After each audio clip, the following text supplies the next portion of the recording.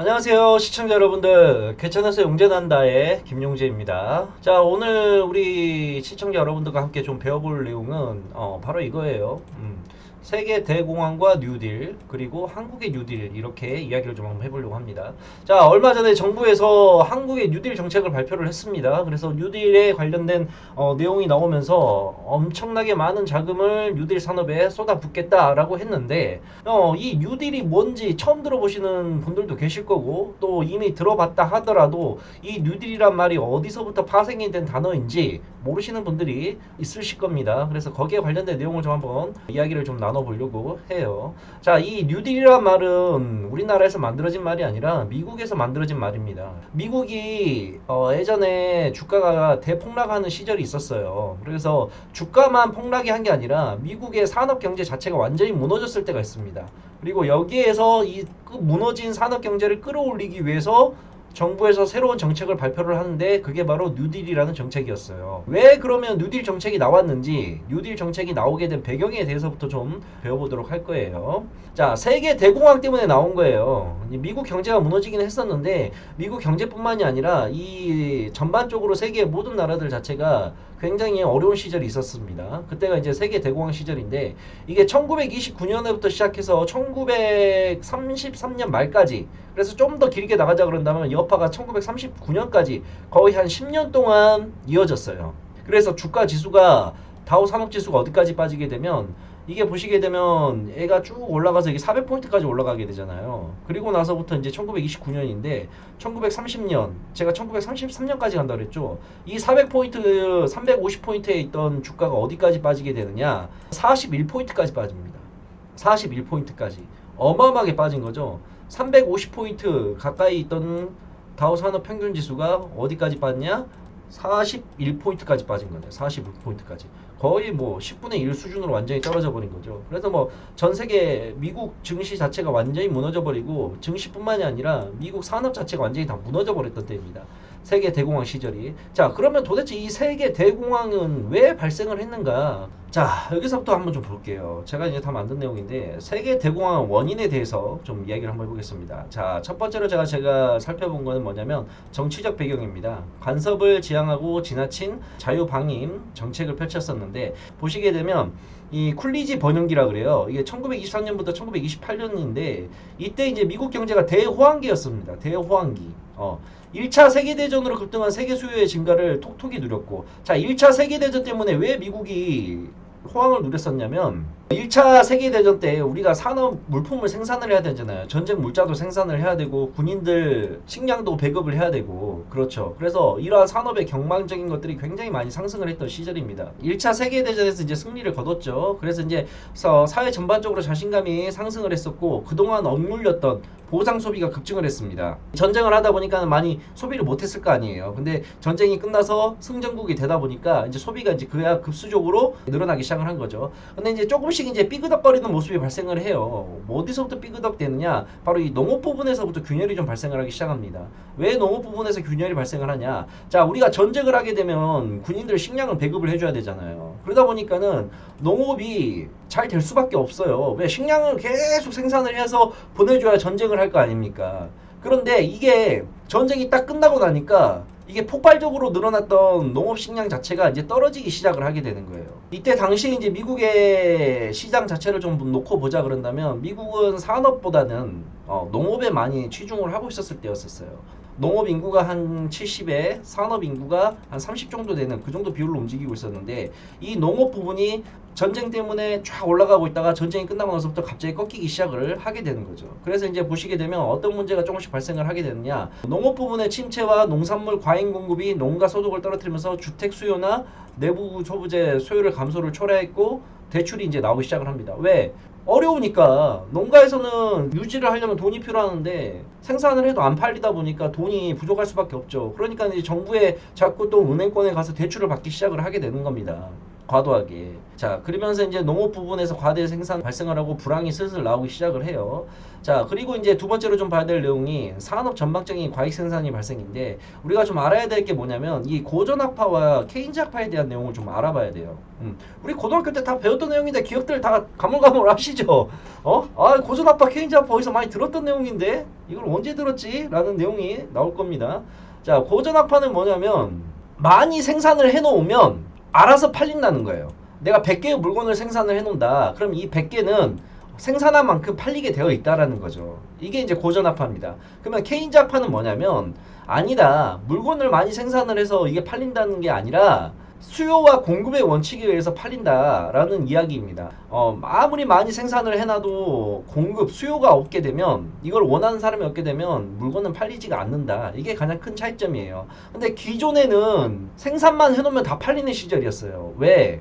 전쟁이 터졌었고 미국에서 소비가 많이 일어났기 때문에 생산만 하면 팔리는 거였습니다. 근데 이게 슬슬 세계대전이 끝나고 나서부터 수요가 끊기기 시작을 하는 거죠. 그러면서부터 그때부터 이제 문제가 발생을 하는 겁니다. 자, 이러다 보니까 이제 어떤 내용이 좀 나오게 되느냐, 주식 투자 광풍이 이제 나오게 됩니다. 투자에 적극적인 일반인들. 이때 뭐냐면 미국 정부가 전쟁 비용에 충당하기 위해서 리버티라는 채권을 발행을 해요. 리버티라는 채권이. 전쟁을 하려면 돈이 있어야 되지 않습니까? 근데 돈을 사람들한테 모으기 위해서는 이 사람들한테 뭔가 미끼를 던져줘야 될 거 아니에요. 그게 뭐냐? 리버티 채권이라는 거였어요. 이게 채권이 이제 전쟁 채권이라는 건데, 보시게 되면 이거예요. 이게 이제 리버티 채권인데, 이거를 사기만 하면 6개월마다 한 번씩 이자를 주는 거였었어요. 여기 보시게 되면 제가 적어놨죠. 6개월마다 이자를 받는 것에 많은 기쁨을 느끼고 투자에 적극적으로. 이제 처음이었었어요. 사람들이. 이러한 채권 투자. 그러니까 기존에 이제 재테크에 지금 우리가 수단으로 알고 있는 채권이나 주식이나 금 투자나 이러한 부분들이 이제 처음 이제 등장을 하게 된 거예요. 사람들이 그동안은 잘 안 하고 있다가 재테크라는 거를. 근데 나라에서 야, 너희들 이거 하나만 좀 사봐. 그럼 6개월마다 우리가 이자를 줄게. 그러다 보니까 사람들이 슬슬 이제 투자에 적극적으로 이제 가담을 하기 시작을 했던 거죠. 이게 리버티 채권입니다.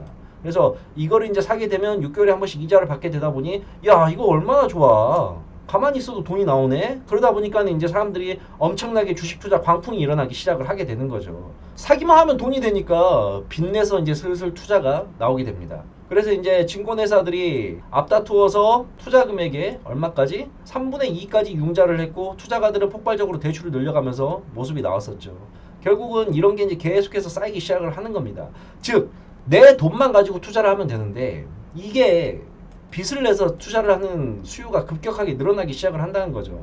이러면서 이제 마진 거래까지 활성화가 되게 되면서 굉장히 주식 투자 광풍이 일어나기 시작을 하게 됩니다.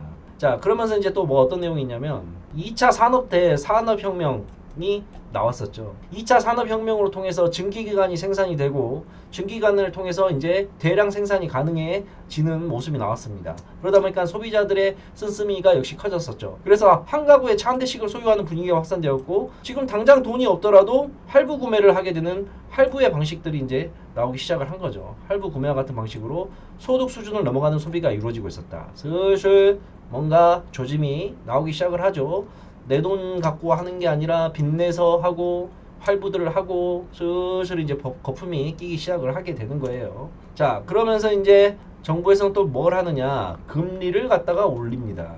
대공황 직전 공격적인 금리 상승이 나와요. 근데 이게 이제 대공황 직전 연준의 공격적인 금리 인상의 이유는 무엇인가라고 제가 적어놨는데, 여기 보시게 되면 이제 근본 이자라는 말이 나옵니다. 근본 이자가 뭐냐면 금을 가격을 정해 놓는 거예요. 자, 근본 이자가 있습니다. 화폐 단위의 가치와 금의 일정량의 가치가 등가 관계를 유지하는 본위제도입니다. 그래서 영국에서는 1파운드에 금 가격이 4.87, 그 다음에 이 1온스에 20달러로 정해져 있는 거예요. 그러다 보니까 이게 뭔 내용이냐면, 금의 가격이 1금당 1달러라 생각을 쉽게 한다 그런다면, 금이 만약에 100개가 있으면 달러도 100개만 갖고 있어야 됩니다. 즉 통화량 자체를 정부에서 마음껏 양껏 찍어낼 수가 없어요. 이게 전 세계가 정해놓은 그 법이었었어요. 근본이 제도라는 게. 그래서 내가 만약에 금이 만약에 200개가 있으면 우리나라에서 총 발행할 수 있는 화폐는 200개, 200달러밖에 안 된다는 거죠. 이 말은 뭐냐? 유동성 공급이 이루어질 수가 없다는 겁니다. 그러니까 지금은 코로나가 터지고 나서 전 세계가 각자 돈을 찍어냈잖아요. 유동성을 좀 확보를 하기 위해서. 근데 이때 당시만 하더라도 이 금이 없는 이상은 나라에서 자율적으로 유동성을 확보를 할 수가 없었어요. 화폐를 만들 수가 없었습니다. 이게 근본이 제도라는 거예요. 그러면 주가가 좀 폭락을 하고 시장에 지금 코로나19처럼 이런 급박한 사태가 일어나면 유동성 자금을 확보하기 위해서 정부에서 돈을 찍어내야 되는데 이때는 이런 게 통하지가 않았던 시절이에요. 결국에는 언제가 이거를 폐지를 하냐면 금융위기가 터지고 나서 세계 대공황이 터지고 나서부터 이 근본위 제도가 없어지기 시작을 합니다. 통화량을 마음대로 늘리지가 못하는 거예요. 그러다 보니까는 은행의 파산을 방치를 하게 될 수밖에 없는 거죠. 근본위제를 지켜야 한다는 당위성으로 인해 화폐 공급을 늘리지 못하여 불황을 더욱 길게 만들었다. 나와 있죠, 내용이. 자, 그래서 이제 다섯 번째 이유로 좀 보자 그런다면 이거예요. 지나친 자유방임의 문제점 발생. 정부에서 간섭을 안 해요. 이제 아담 스미스가 얘기했던 보이지 않는 손이라는 얘기가 있습니다. 이 경제라는 것 자체는 누가 뭘 정해서 하는 게 아니라 그냥 냅두면 알아서 굴러가게 되어 있다. 우리가 보이지 않는 손에 의해서 움직인다. 이때 이제 후보 정부가 얘기했던 게 친기업 정책이잖아요. 정부는 경제, 경영 관련해가지고는 절대 터치를 하지 않는다. 냅둬라. 자기들 마음대로 하게. 이 방임이었어요. 이때까지 그렇게 해서 잘 굴러가고 있었으니까. 그러니까 낙관론에 빠진 거죠, 이제. 지금은 우리가 경제 산업이 좀 위축된다, 그리고 뭐가 좀 산업이 잘 안 된다 그런다면 정부에서 적극적으로 개입을 하잖아요. 야, 반도체 시장이 앞으로 안 될 것 같으니까 반도체 시장을 우리가 키워줄게 하면서 이야기를 하고 그렇습니다. 근데 이때 당시는 이제 그런 내용들이 없었죠. 자, 그래서 이제 낙관론에 빠지는 이제 정부가 나오기 시작을 하게 되는 거예요. 후보 정부의 내용을 좀 보자 그런다면 후보 대통령이 의회에 보낸 교서를 좀 보게 되면 좀 이제 경제가 무너지는 거 아니냐, 위험하지 않느냐 라고 사람들이 이제 슬슬 이야기를 하겠죠. 근데 이때 후보 대통령이 보게 되면 올해의 경제 문제는 성장과 진보에 따른 불가피한 문제이며 재계는 물론 지방 정부와 재계와 제도적이며 자율적인 협력을 마련했고 인구가 축소되지 않을 것이므로 자신감을 다시 갖고 회복한다고 밝혔습니다. 결국은 슬슬 꺾이기 시작을 하게 되는데 이 대통령이 어떤 생각을 갖고 있느냐? 아니다. 이거 일시적인 조정이다. 결국 가만히 냅두면 시장은 다시 올라오고 우리나라 경제와 산업은 잘 굴러갈 것이다 라고 생각을 하고 있었죠. 그래서 이러한 것들이 정부에서 좀 너무 안약하게 대치를 좀 하고 있었습니다. 자, 근데 슬슬 문제는 터지기 시작을 하게 돼요.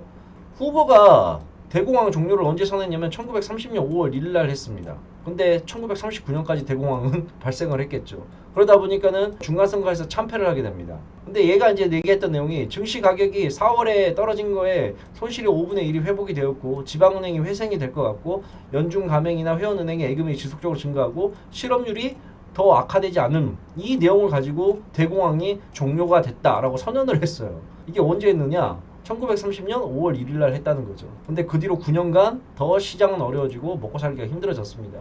그래서 후보의 판단은 아주 성급하고 잘못된 것이었고 실제 1930년에 경제적 실적은 전혀 그렇지 못했다.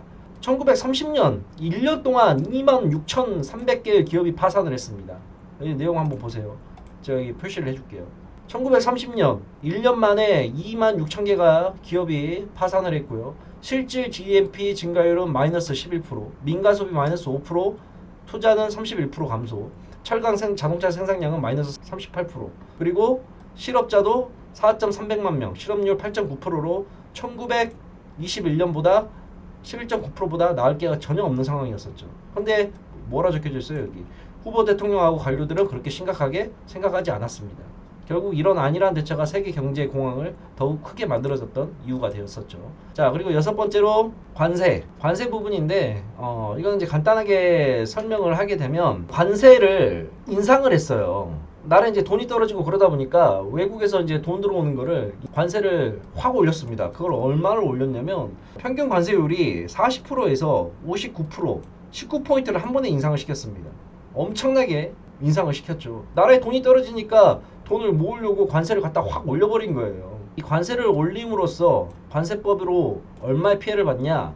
국제 무역이 33%가 위축되었는데 그 중에서 14% GNP 발생, 8% 관세 인상, 5% 디플레, 6% 비관세 장벽 때문이라고 이야기를 했었습니다. 자, 그러면 세계 대공황의 피해는 어느 정도로 발생을 했느냐? 실업률, 레버리지를 많이 쓰다 보니까 사람들이 주식이 떨어지잖아요. 근데 레버리지 반대 청산 당하고 돈 메꿔야 되는데 메꿀 수가 없잖아요. 그러니까 은행들이 줄줄이 파산을 하기 시작합니다. 근데 은행들이 파산을 해도 정부에서 돈을 지원해 줄 수가 없어요. 왜? 근본이제 때문에. 근본이제가 뭐라고 그랬죠? 나라에서 통화량을 마음대로 만들어서 공급을 해줄 수가 없어요. 왜? 금이 딱 정해져 있기 때문에. 그래서 이걸 그냥 눈 뜨고 지켜보는 수밖에 없었습니다. 그러다가 이제 은행이 파산하니까 대롱 해고가 발생을 하고 수요 급감이 되고 흑자를 내는 기업들도 대출을 받을 수 없게 되죠. 예금자 보험이 없어서 은행이 파산하면 예금주들의 돈들도 없어집니다. 그러다 보니까는 완전히 세계 대공황 때문에 피해가 발생을 이제 크게 하기 시작을 했었죠.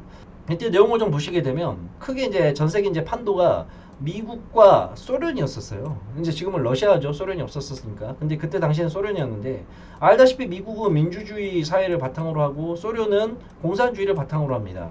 정부에서 개입을 안 하는 정책을 펼쳤었던 거고요. 소련에서는 정부에서 적극적으로 공산주의다 보니까 개입을 하기 시작을 했었던 거죠. 근데 이때 세계 대공황이 슬슬 나오게 되면서 무너졌을 때 오히려 소련은 엄청 올라갔습니다. 왜? 나라에서 경제개발 계획을 세워가지고 그거를 했었어요. 소련은 경제개발 5개년 계획. 우리나라 예전에 한창 못 살 때 새마을운동 했었었죠. 그거랑 똑같다고 생각하면 돼요. 그래서 경제개발 5개년 계획을 나라에서 적극적으로 해가지고 소련은 정부에서 개입을 하다 보니까 이게 미국은 오히려 못 사는 나라가 됐었고 소련은 엄청 잘 사는 나라가 됐습니다. 그래서 이 세계 대공황 기간 동안에 약 10만 명의 미국인들이 소련 이민 신청을 할 정도였었습니다.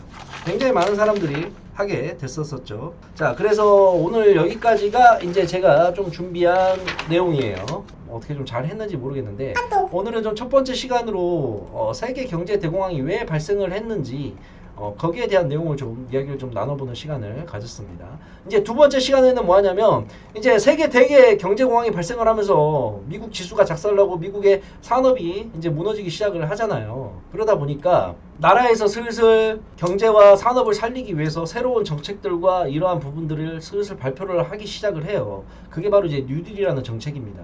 뉴딜이라는 정책이에요. 그래서 이 미국의 뉴딜 정책은 어떤 식으로 진행이 되고 어떠한 사업들에 투자를 하고 뉴딜 정책이 정확히 무엇인지에 대해서 배워보는 좀 시간을 갖도록 하겠습니다. 두 번째 시간에는 제가 조만간에 빨리 녹화를 해가지고 이것도 올려드릴 테니까 오늘의 이제 세계 경제 대공황이 왜 발생을 하게 됐는지에 대한 내용을 좀 참고하셔가지고 공부를 한번 해보시길 바라겠습니다. 자, 오늘은 여기까지 하겠습니다. 자, 시청해주셔서 감사합니다. 저는 또 좋은 영상으로 찾아뵙도록 하겠습니다.